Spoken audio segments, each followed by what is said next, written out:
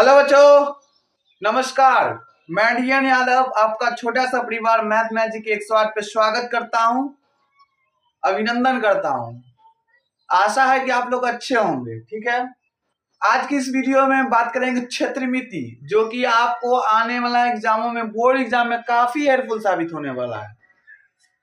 आप लोगों को हूबहू क्वेश्चन के तौर पर पूछा जाएगा फॉर्मूला। ठीक है, तो आज की इस वीडियो में क्षेत्रमिति को हम देखेंगे। क्षेत्रमिति के अंदर 3 चैप्टर को हम रखते हैं, 10वां 11वां 12वां, यानी कि 10, 11, 12 को रखते हैं। ठीक है, इसका भी वीडियो बहुत जाएगा, कम से कम 4-5 वीडियो चला जाएगा, क्योंकि चैप्टर ही 3 है। चैप्टर 3 है तो उसमें वीडियो जाएगा ऑटोमेटिक ही, ज्यादा जाएगा ऑटोमेटिक ही, क्योंकि चैप्टर बड़ा होता है तो वीडियो बड़ा होता है। तो हम सारा चैप्टर को कवर कर चुके हैं, अभी तक 9 चैप्टर का 1 से लेके 9 तक कवर कर चुके हैं। और हम अगर 6 को भी इसमें शामिल कर ले तो कोई दिक्कत नहीं है, यानी कि 6ठा 10वां 11वां 12वां बोले तो 6, 10, 11, 12 सारा को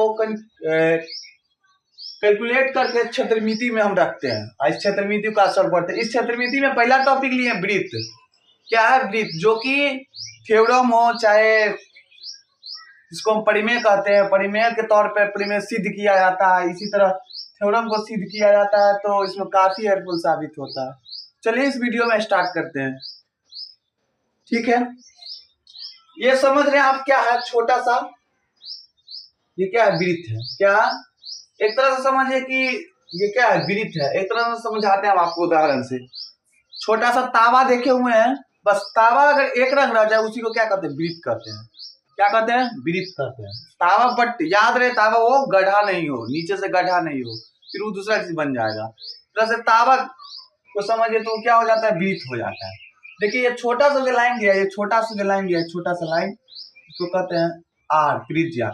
यही जो अगर मिला देते हैं इसी को बड़ा सा, ये दोनों जो हो जाते हैं क्या हो जाता है? व्यास हो जाता है। इसी का आधा क्या होता है? त्रिज्या होता है। क्या होता है? त्रिज्या। जो चारों बगल नाचता है पहिया, एक तरह से चक्का समझिए ना, टायर का चक्का समझिए, ये मस्त उदाहरण है। टायर का चक्का समझ रहे, वो वृत्त है एक तरह से समझिए। ये चारों का जो घूमता है इसको क्या कहते हैं? परिधि कहते हैं। क्या कहते हैं? परिधि कहते हैं। ये केंद्र, इसको या तक केंद्र कहते हैं, या तक केंद्रक कहते हैं, केंद्र या केंद्रक कहते हैं। ठीक है, चलिए समझते हैं। अगर आप नए हैं और पहली बार वीडियो पर आए तो लाइक, सब्सक्राइब, कमेंट जरूर कीजिएगा, सपोर्ट जरूर कीजिएगा। ठीक है, वैसे हम कहते नहीं है वीडियो में, अगर अच्छा लगता है तो लाइक जरूर करता है, कमेंट जरूर करता है, सब्सक्राइब जरूर करता है। तो चलिए स्टार्ट करते हैं। पहला, वृत्त का त्रिज्या बराबर। अब ये बोले वृत्त का त्रिज्या क्या होता है? व्यास का आधा होता है। याद करने की जरूरत है, रटने की जरूरत है, ऑटोमेटिक याद हो जाएगा। आप तो देखिए तो सही। ठीक है, देखिए वृत्त का त्रिज्या बराबर क्या होता है? व्यास बट्टा 2, यानी कि d/2। व्यास को क्या कहते हैं? d से सूचित करते हैं, d/2। इसी तरह वृत्त का परिधि बराबर क्या होता है? वृत्त का परिधि बराबर, वृत्त का परिधि बराबर क्या होता है? वृत्त का परिधि बराबर 2πr होता है। क्या होता है? 2πr, जहां पाई का वैल्यू दिया रहता है क्वेश्चन में, या तो 22/7 ले लेंगे, नहीं तो 3.14 ऐसे करके ले लेते हैं पाई का। ठीक है, तो वृत्त का परिधि बराबर क्या होता है? 2πr। इस तरह वृत्त का क्षेत्रफल बराबर πr² होता है। क्या होता है? πr² होता है। इसी तरह वृत्त का त्रिज्याखंड का क्षेत्रफल θ/360 गुने πr²। थीटा की जगह आप लोगों को कोण का मान लगे, यानी यहाँ पे एक तरह से समझ लेना कोण। यहाँ पे ज्यादातर होता है कोण, अगर 90 डिग्री दे देगा, 180 डिग्री दे देगा, बहुत सारा कोण दे देता है। इसी तरह वृत्त का त्रिज्याखंड का क्षेत्रफल क्या होता है? θ/360 गुने πr²। इसी तरह वृत्त का त्रिज्याखंड की चाप की लंबाई, देखिए यहाँ त्रिज्याखंड का क्षेत्रफल, यहाँ चाप की लंबाई है θ/360 और 2πr। ऐसे कीजिए, देखिए त्रिज्याखंड का क्षेत्रफल है ना, जहां क्षेत्रफल होता है तो इसका वृत्त का क्षेत्रफल लगा दे, θ/360 तो दोनों में, वृत्त का क्षेत्रफल केवल लगाते हैं, वृत्त का परिधि लगा दे। इसी तरह वृत्त का चतुर्थांश बोले तो 4, चतुर्थांश मतलब 4 गो अंश समझिए, इसका क्षेत्रफल बराबर क्या? 1/4 गुने πr²।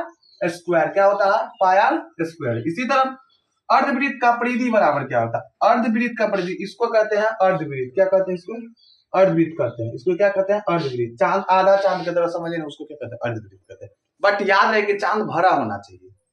ठीक है, इसी तरह अर्धवृत्त का परिधि बराबर क्या होता है, pi R plus 2r, pi R plus 2r। इसी प्रकार अर्धवृत्त का क्षेत्रफल बराबर होता है पाई आर स्क्वायर बाई 2। क्या होता है, पाई आर स्क्वायर बाई 2।